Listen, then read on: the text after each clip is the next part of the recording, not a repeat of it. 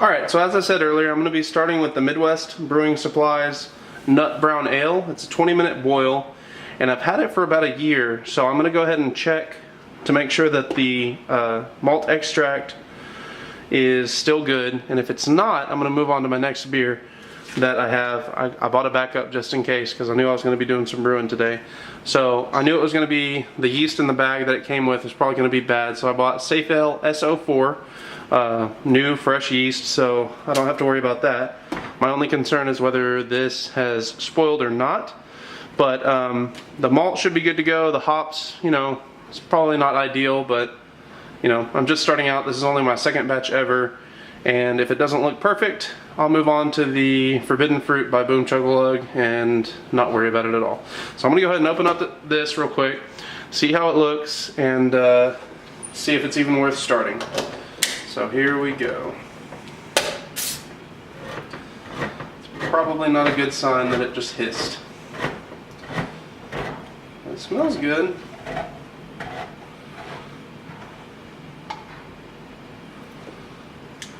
I'll tell you what, just from smelling it, it smells amazing.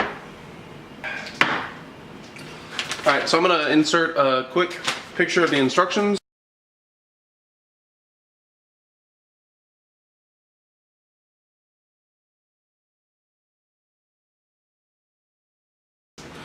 Okay, so I just opened up this can of malt extract, or the Connoisseur's Nut Brown Ale. And everything that I have is sanitized, and I'm going to go ahead and start the boil on my water pot. Alright, as for my setup for this batch, I'm going to have this is going to be my primary fermenter, which is, I believe, a 6.5 gallon brew pail, and it has some pretty useful information on the side as far as hydrometer readings, capacity markings, a spigot over here. This is going to be my primary fermenter, and then my secondary will be this 6 or 6.5 gallon carboy down here. And yet again, I don't know how long the fermentation for this particular batch will take, but I'll take video then and get everything going. I have Star San and water in my airlock here. I have a funnel that's sterilized, this gallon pitcher that's sterilized. This is I just went ahead and cleaned it for the secondary. I'll clean it again when it's time, but you know, I had 5 gallons of Star San mixed up, so I figured I might as well go ahead and get everything as clean as it can be to start. Alright, so I have 1 3/4 gallons of filtered water in here. I have a thermometer on the corner here that's about 3/4 of an inch away from the bottom of the stove, so that it doesn't get a false reading or read too high or something like that. And then I also have a GoPro up here that's going to show me, or show y'all, inside my kettle. I believe this is a 20 ounce kettle, or sorry, 20 quart kettle. Addie, sit. Good girl. Hey, one more. Good girl. So, we'll get back to over here, see how the water's doing. Just about 90 degrees. So, I'll be back with you in a second. We'll get this thing going. Alright, so I'm cooking up a batch of beer, so I figured I should have a bottle of my first homebrew I ever made, which happens to be the last homebrew I ever made. So, this is Forbidden Fruit Belgian white beer, and there you go.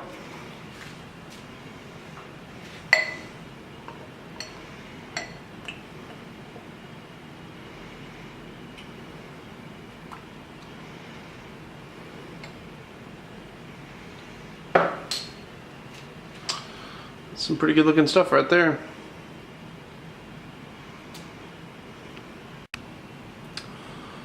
Alright, so we're coming up on about 200 degrees on the water. I'm going to go ahead and move it off of the heat onto a cool part of the cooktop, because if I leave it on this part, it'll scorch the sugar and leave a burnt taste. So I'm going to move it over, pour, continuously stir, and get the wort ready to go. And after I go ahead and transfer this, this is going to be a 20-minute boil, but I don't know how long it'll take to get it back up to boiling after I move it over. So I'm going to do this as quickly as I can, but make sure it's stirred thoroughly, make sure there's no sugar sitting on the bottom when I reapply it to the heat. So we'll get that going real quick and I'll be right back with you. Yeah, here we go.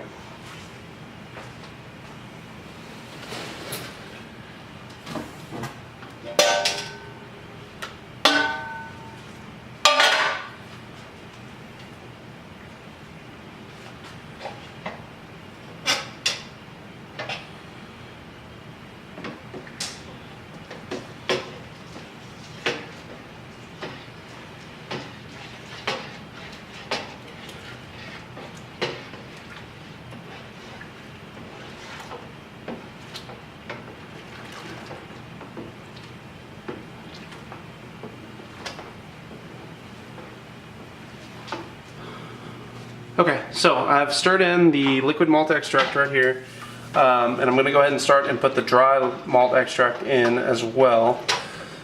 It should give me a really high sugar content and a lot of fermentable good sugars. So I'm going to go ahead and cut this bag open real quick, this right here, and get this stirred in. I'm going to try to avoid at all costs any kind of clumps or anything that would cause a pocket. So I'm going to stir while I mix this in, or stir while I pour this in.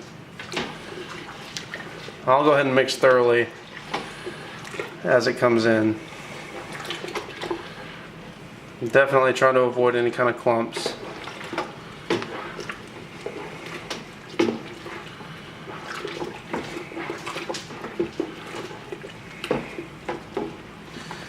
The only problem with this is that the steam is causing it to clump up a little bit on the edge. So I'm going to go ahead and dump it all in there, and I'll just make sure I stir and agitate it a lot before I finish up. Alright, that is fully emptied into the brew kettle. I'm stirring pretty vigorously. Hope I don't lose too much heat by the time I put it back on the burner. So I'm going to go ahead and slide it back over on the heat, but continue to stir to break up any of these little clumps of the dry malt extract. So I'm going to go ahead and put it back on the heat. I'm going to rinse my spoon off because I got some of the malt extract on there. Let's see if we've got a good viewing in here. Okay. So continue to stir. My temperature right now is sitting at about 165 degrees. And hopefully we can get this back up to boiling pretty quickly and start our 20-minute timer. It's coming along nicely. We're at about 195 degrees, so it should be coming up to a boil pretty soon.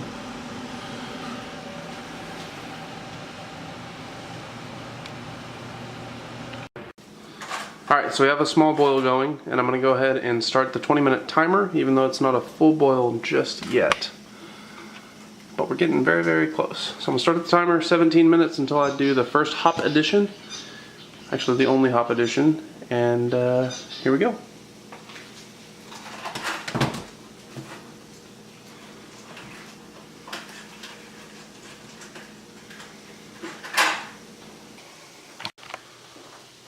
Okay, so got a good boil going now. It's foaming up quite a bit, but I've just been stirring it down. I turned the heat down from high to just above medium. The boil seems to be going pretty well. Yeah, there we go. That's really starting to look good. I did a last really gentle stir just to make sure that we don't have any kind of sugar sticking to the bottom. But 14 minutes left in the boil before I add the hops, and then 3 minutes after that. And then we'll get it cooled down just as quickly as possible. So, stick with it. Okay, so I have 25 seconds until I add my hops. The boil is moving steadily. I don't see any kind of, it's not gonna boil over now, the heat break happened. So, as soon as this timer goes off, I'm gonna dump my hops, then I have a 3-minute timer going on my computer over here, and we should get it going. So 1 second.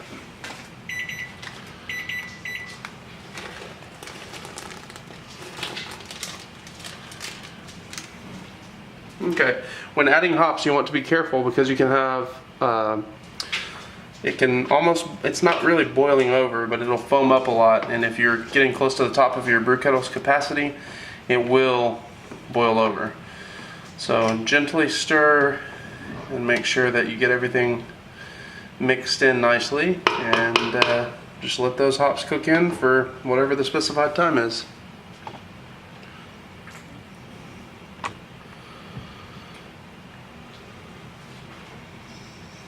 Man, with that addition, it smells incredible. It's a very deep caramely smell. The hops is an aromatic hops, and really, really good smelling stuff. Alright, so I already added 1 gallon of cold water, cold filtered water, to my primary fermenter. And I'm going to go ahead and add the second. Hopefully I shouldn't have to cool it down with ice or anything like that. This should be enough to get it going. There's still some Star Sand foam in there. I'm going to trust everybody on the internet that says that that's just fine. So there's 2 gallons in there. That should be enough to cool it off, and then once I pour my wort in there, I will fill it to the 5 gallon mark and get it going. Okay, so our timer's gone off for the 20-minute boil, so I'm going to go ahead and shut off the heat and carry this over to the sink real quick. Cancel my timer really fast. Alright, so I'm going to pull this off the heat, take it over to the sink. I have a small ice bath ready to go, and we'll get that going right now.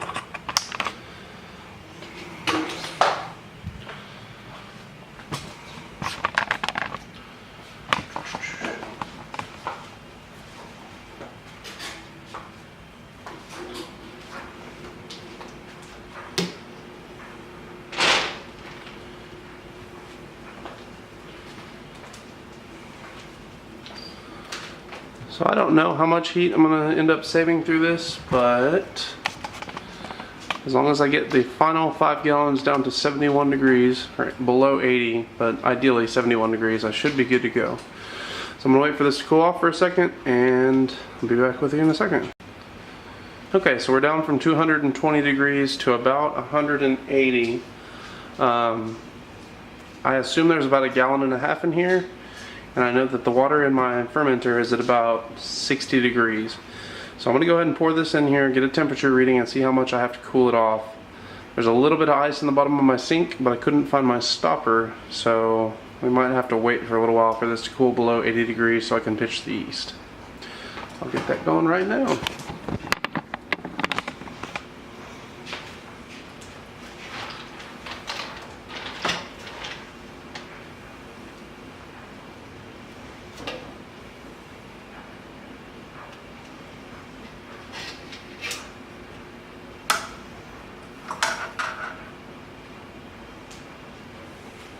My lid is sanitized. That would be over here. So I set my spoon on there temporarily. I'm going to go ahead and pour the wort into the primary fermenter and take a temperature reading after I stir it up for a minute. And that should net me about 3.5 to 4 gallons. Once I dump the final gallon of water, or whatever it takes to get up to the 5 gallon mark, I will take a temperature reading. And assuming it's below 80, I'll go ahead and pitch the yeast, seal it up, and stick it somewhere safe for the next couple weeks. So let me pour this in.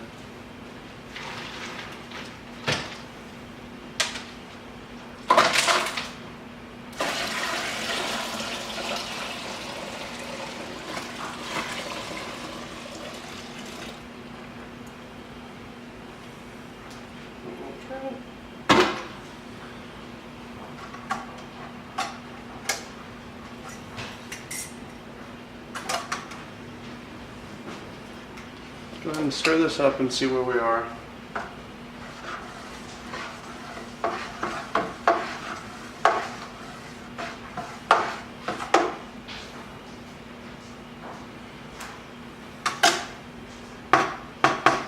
Alright, right now I'm reading 110 degrees, which is still way too hot, but I have 1.5 gallons space left. So, assuming I add the other 1.5 gallons of water, I should be good to go temperature wise. Down to 95 degrees, so just a little bit more and we should be A-okay. At this point, especially since it's below boiling, you want to make sure that everything that comes in contact with your beer is sanitized. So everything I have, the lid, the airlock, hydrometer. This is when I'm going to take my hydrometer reading, just so I can estimate the ABV. But I'll do that momentarily. Go ahead and get it on video so I can make sure I have it. Looks like it's right at 040. So I'm going to go ahead and pull that out, rinse it, set it aside. Okay, so we're now down to 80 degrees. I'm going to go ahead and pitch the yeast and seal it up and stick it in the closet. So I'm going to pull my thermometer out.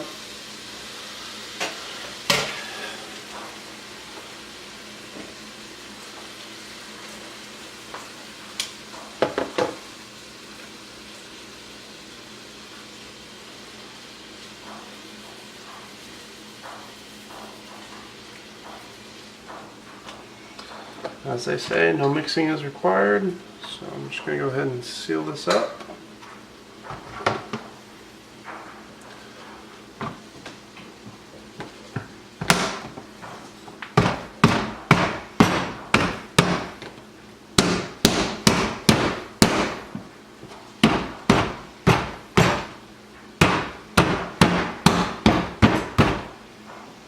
And put the airlock in.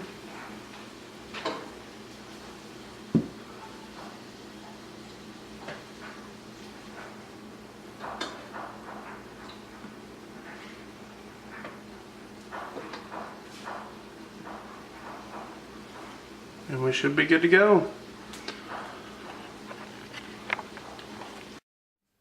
Okay, so this is 24 hours into the fermentation, and it is going strong.